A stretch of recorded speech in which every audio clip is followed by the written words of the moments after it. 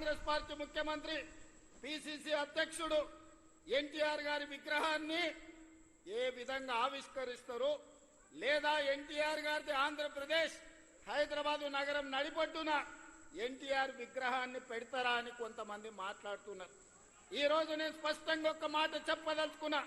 కులాలకు, మతాలకు, ప్రాంతాలకు, భాషలకు అతీతంగా ఈ దేశం గర్వించదగ్గ నాయకుడు ఎన్టీఆర్.